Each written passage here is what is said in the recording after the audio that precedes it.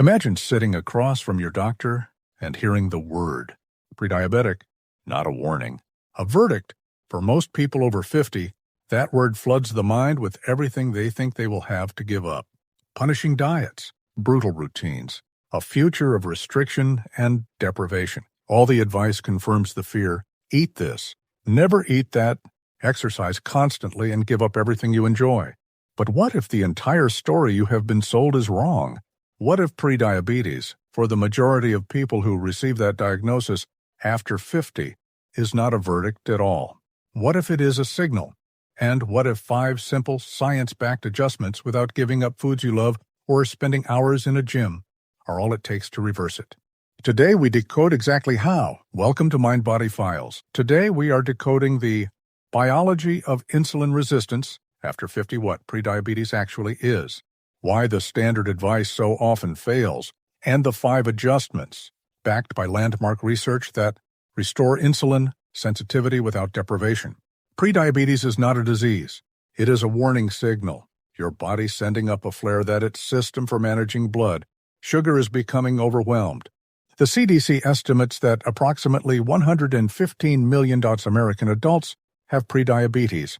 The vast majority do not know it. At the core of prediabetes is something called insulin resistance. Think of insulin as a key. Its job is to unlock your body's cells so that glucose, the sugar from your food, can get inside and be used for energy. With insulin resistance, the locks on your cells become less responsive. The key does not work as well. Your pancreas compensates by producing more and more insulin. Eventually, blood sugar begins accumulating in the bloodstream. That is prediabetes. For years, this was considered an irreversible path. The science has changed that completely. The landmark Diabetes Prevention Program found that simple lifestyle changes reduce the risk of progressing to type 2 diabetes by 58%. And long-term follow-up studies document a powerful legacy effect. People who achieve remission see their risk of cardiovascular death drop significantly for decades. This is not just about blood sugar today. It is about protecting your heart and your life long-term. If prediabetes is so reversible, why do so many people feel like they are failing? Because the standard strategy is flawed. The all-or-nothing approach extreme restriction, punishing routines. Weight loss as the only goal is precisely why it fails. It leads to burnout yo-yo cycles and a crushing sense of guilt. A recent study published in Nature Medicine found that prediabetes can go into remission even without significant weight loss. The research revealed that the dangerous variable is not how much fat you have, but where it is located. Visceral fat, the fat wrapped around your organs deep in the abdomen, fuels inflammation and disrupts insulin signaling. The research showed that with the right lifestyle adjustments, people shifted fat away from their organs and dramatically improved insulin sensitivity even when their total weight did not change significantly. This changes everything. It means the goal is not punishment. It is precision. You stop focusing on the scale. You start building consistent habits that heal your body from the inside out. Adjustment 1. Redesign your plate, not your entire life. The word diet implies something temporary and miserable that you suffer through. This is different. It is a new, permanent blueprint for your meals, and it requires no calorie counting. It is called the diabetes plate method. Picture your dinner plate. Fill half with non-starchy vegetables, broccoli, leafy greens, bell peppers, asparagus. Fill 1/4 with a lean protein source, grilled chicken, fish, tofu, or lentils. Fill the final quarter with a high-quality whole-grain carbohydrate quinoa, brown rice, or a small sweet potato. That is it. No forbidden foods. This framework automatically increases fiber and protein, which slows digestion and prevents the dramatic blood sugar spikes that demand excess insulin. Swap a morning bowl of cereal for a vegetable omelet. Replace a large portion of white pasta with a smaller serving of whole wheat pasta. Double the vegetables and a piece of grilled fish. It is about adding more of the right things, not obsessing over cutting out everything else. Adjustment 2. Find movement you actually enjoy. The recommendation is 150 minutes of moderate exercise per week. But the secret is, you do not have to do it all at once.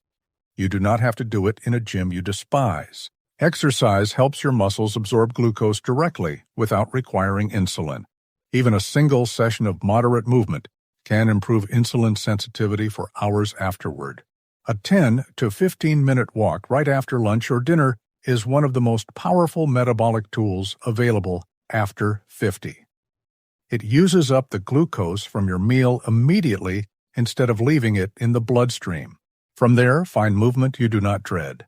Hiking, swimming, cycling. When movement becomes a celebration of what your body can do, rather than punishment for what you ate, it becomes a habit you want to keep. Adjustment 3. Make sleep a non-negotiable. Sleep is the most underrated metabolic intervention available, and it is free. The research is clear. Even a single night of poor sleep measurably increases insulin resistance. When you are sleep-deprived, your body elevates cortisol, which signals your liver to release more glucose into the bloodstream. It also intensifies cravings for high-sugar, high-carbohydrate food, creating a cycle that works directly against you. Stop using your phone in bed. Aim for 7 to 8 hours consistently. The payoff after 50 is significant. More stable energy throughout the day, clearer cognition, and a body far better equipped to manage its own blood sugar. Adjustment 4. Actively manage your stress response. Stress does to your blood sugar what poor sleep does. It keeps cortisol elevated, which keeps glucose elevated, which keeps insulin demand elevated. You cannot eliminate all stress, but you can change how your body responds to it. 10 minutes of focused breathing in the morning measurably reduces cortisol levels. A short walk around the block when you feel overwhelmed at work resets the stress response. Journaling for 5 minutes. Calling a friend, these are not small acts. They are biological interventions. Each one tells your body that the perceived emergency is over. It is safe to stand down. And when that signal reaches your hormones, your insulin sensitivity improves. Adjustment 5. Choose consistency over perfection. This is the adjustment most people underestimate. The pattern is familiar. 3 days of perfect eating, 1 cookie. The sensation of complete failure.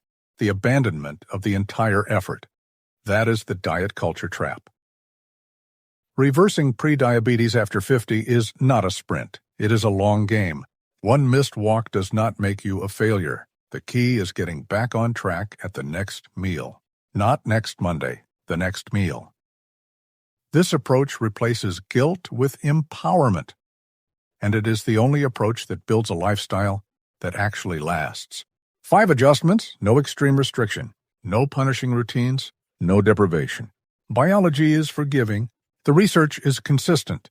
Your body actively wants to restore insulin sensitivity when it receives the right inputs. The cells are not broken. The locks are not rusted shut. They are waiting for the right signal. 5 adjustments. Redesign your plate. Find joyful movement. Prioritize your sleep. Manage your stress response. And choose consistency over perfection. Reversing prediabetes after 50 is not about deprivation. It is about precision. Your body is not broken. It is not failing you. It is communicating with you. The science is on your side. The diabetes prevention program proved it. Nature medicine confirmed it. Start with 1 adjustment this week. Pick one, see how it feels. Every week we decode 1 more signal your body is sending. Comment below. Which of the 5 adjustments are you starting with? I will see you in the next file.